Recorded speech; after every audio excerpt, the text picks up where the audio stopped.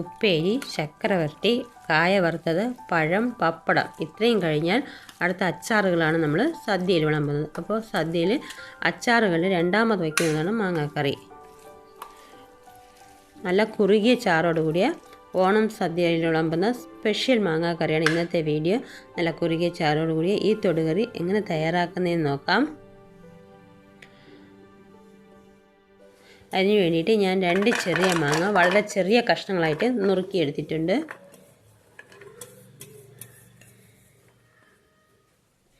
ഇതിലേക്ക് നമുക്ക് 3-4 പച്ചമുളക് ചെറുതായിട്ട് കട്ട് ചെയ്തത് ചേർത്ത് കൊടുക്കാം.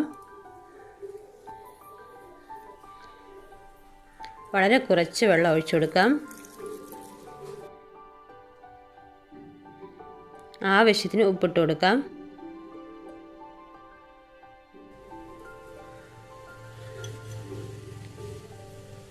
മുളകിൻ്റെ ഫ്ലേവറും അതുപോലെ തന്നെ നമ്മുടെ ഉപ്പും മാങ്ങയിൽ നല്ലോണം പിടിച്ച് കിട്ടണം. ഇത് നല്ലോണം ഒന്ന് മിക്സ് ചെയ്യാം.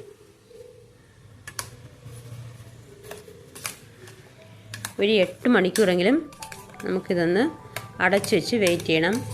എന്നാൽ മാത്രമേ ഉപ്പൊക്കെ നമ്മുടെ മാങ്ങയിൽ പിടിച്ച് കിട്ടുകയുള്ളൂ. ഇത് അടച്ചു വയ്ക്കാം.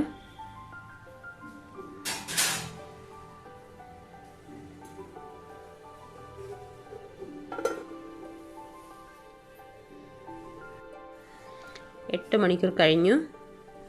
ഉപ്പെല്ലാം നല്ല രീതിക്ക് തന്നെ നമ്മുടെ മാങ്ങയിൽ പിടിച്ച് കിട്ടിയിട്ടുണ്ട്.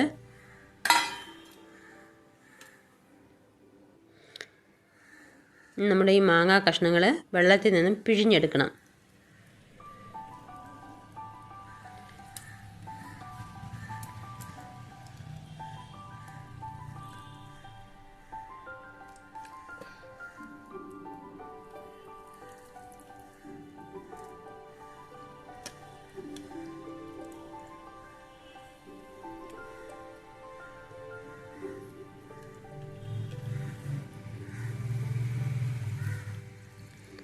മാങ്ങാ കഷ്ണങ്ങൾ ഇതുപോലെ വെള്ളത്തിൽ നിന്ന് പിഴിഞ്ഞെടുത്താൽ മാത്രമേ മാങ്ങ ചീയാതിരിക്കുകയുള്ളൂ, അതായത് അഴുകിപ്പോകാതിരിക്കുകയുള്ളൂ. അതിന് വേണ്ടിയാണ് നമ്മൾ ഈ വെള്ളത്തിൽ നിന്ന് എല്ലാം തന്നെ പിഴിഞ്ഞെടുക്കുന്നത്.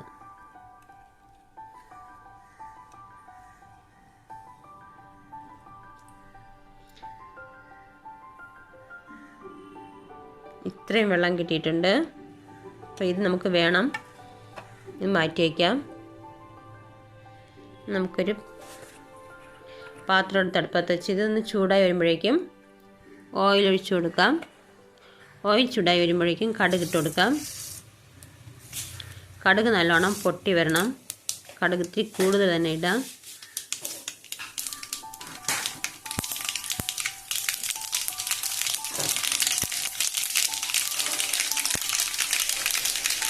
കടുക് പൊട്ടിയതിന് ശേഷം 2 ഉണക്കമുളക് കൂടി ഇതിലേക്ക് ചേർത്ത് കൊടുക്കാവുന്നതാണ്. കുറച്ച് കറിവേപ്പില ഇട്ട് കൊടുക്കാം. തീ കുറച്ച് വെച്ചതിന് ശേഷം നേരത്തെ നമ്മൾ പിഴിഞ്ഞ് മാറ്റി വെച്ചിരുന്ന മാങ്ങയിൽ നിന്ന് ഊറി വന്ന ആ വെള്ളം ഇതിലേക്ക് ഒഴിച്ചു കൊടുക്കാം.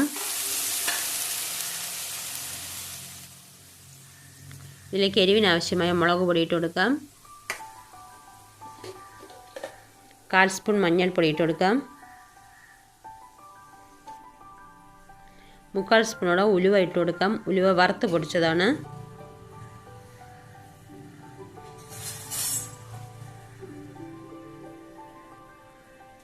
നല്ലോണം ഒന്ന് മിക്സ് ചെയ്ത് കൊടുക്കാം.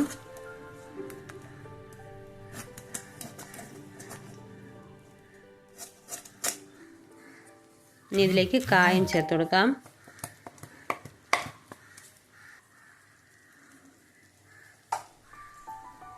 കായം കൂടെ ചേർത്തതിന് ശേഷം ഇത് നല്ലോണം ഒന്ന് തിളച്ച് കുറുകി വരണം.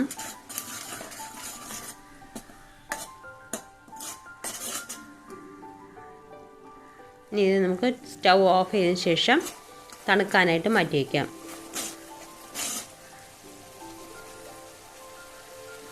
ഉപ്പ് കുറവാണെങ്കിൽ ഉപ്പ് ചെക്ക് ചെയ്തതിന് ശേഷം ഉപ്പ് ചേർത്ത് കൊടുക്കാവുന്നതാണ്.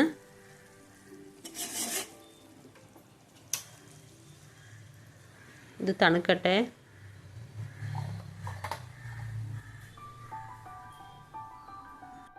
നമ്മുടെ ഈ കൂട്ട് തണുത്ത് വന്നിട്ടുണ്ട്. ഇനി നമ്മൾ മാങ്ങാ കഷ്ണങ്ങളിലേക്ക് ഇതൊഴിച്ചു കൊടുക്കാം. വളരെ കുറുകിയ ചാറോട് കൂടിയ നല്ലൊരു തൊടുകറി, നമ്മുടെ തൊടുകറിയായ മാങ്ങാക്കറി റെഡി ആയിട്ടുണ്ട്. ഇനി ഇത് നല്ലോണം ഒന്ന് മിക്സ് ചെയ്തെടുക്കാം. കടുകിൻ്റെ പൊടി ഇഷ്ടമുള്ളവർക്ക് ഈ സമയം കടുക് വറുത്ത് പൊടിച്ച പൊടി ഇതിലേക്ക് ഒന്ന് ഇട്ട് കൊടുക്കാവുന്നതാണ്. ഒരു 1/4 സ്പൂണോളം. ഞാനതിടുന്നില്ല.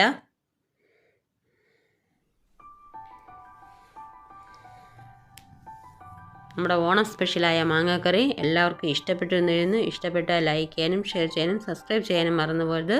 സബ്സ്ക്രൈബ് ബട്ടൻ്റെ അടുത്തുള്ള കുഞ്ഞ് ബെല്ലൈക്കണുണ്ട്, അതുകൂടി ഓണാക്കി ഓൾ എന്ന ഓപ്ഷൻ കൊടുക്കണേ. എന്നാൽ മാത്രമേ ഞാനിടുന്ന എല്ലാ വീഡിയോസും നിങ്ങളുടെ ഫോണിൽ കിട്ടുകയുള്ളൂ. Thanks for watching my video. Thank you.